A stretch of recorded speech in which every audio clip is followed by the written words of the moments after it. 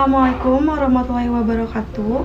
Perkenalkan, nama saya Tazkia Kiran Gusnadi dari kelas IK 3 dengan NIM 418240880. Saya di sini akan berpresentasi mengenai metodologi memahami Islam.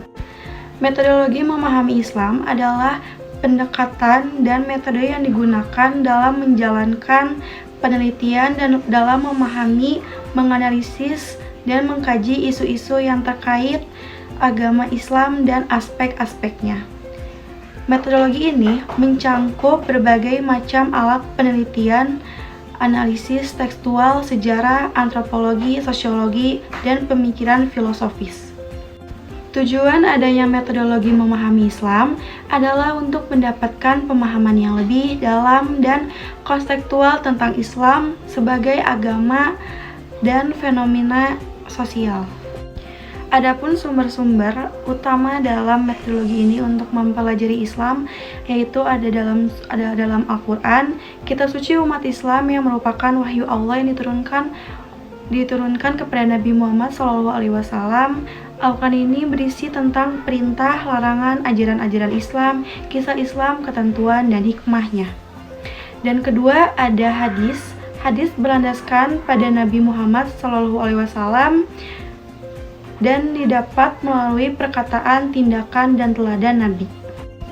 Hadis juga dinamakan sunnah, namun ulama hadis membedakan hadis dengan sunnah. Walhasil ulama sepakat Al-Quran dan sunnah atau hadis sebagai sumber utama atau sumber primer hukum Islam dan sumber syariat Islam. Sumber ini berikutnya yaitu ada ijma' dan qiyas. Kedua sumber ini disepakati juga sebagai sumber ketiga dan keempat.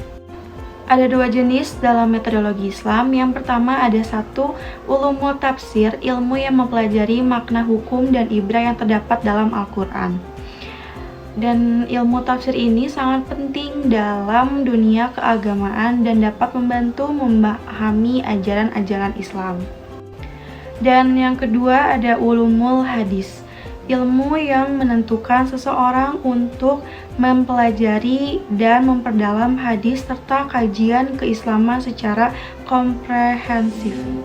Prinsip-prinsip yang mendasari memahami Islam yaitu ada tauhid. Tauhid adalah keesaan Allah Subhanahu wa taala, fondasi utama keyakinan dalam Islam, menghilangkan kemusyrikan dan mendekatkan diri kepada Allah.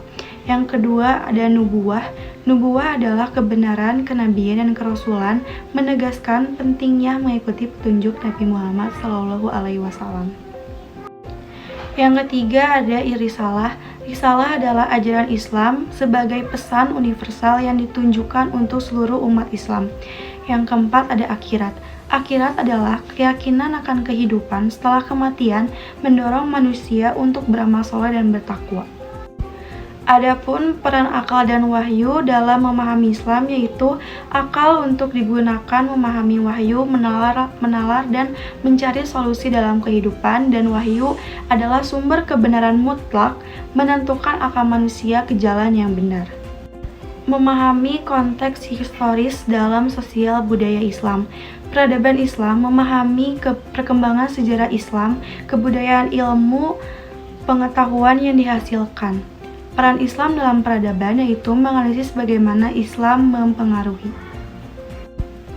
Dan kesimpulan yang didapat dalam memahami metodologi Islam yaitu merupakan proses yang berkelanjutan, terus belajar mencari ilmu dan menghormati berbagai pendapat dalam rangka mendapatkan pemahaman yang benar, dan menyuruh ajaran Islam akan dapat dipahami dengan benar apabila menggunakan metode yang benar pula.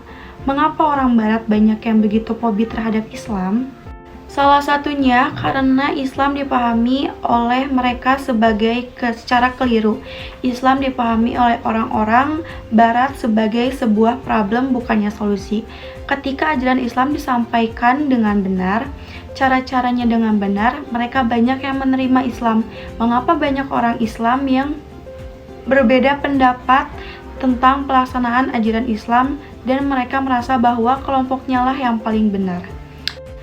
Salah satunya karena Islam disajikan tidak dengan metode yang benar dan tidak dipelajari secara integral, sehingga muncullah tasyahub atau fanatisme golongan atau merasa dirinya paling benar. Sekian presentasi yang dapat saya paparkan. Mohon maaf apabila ada kesalahan kata. Wabillahi taufiq wal hidayah. Assalamualaikum warahmatullahi wabarakatuh.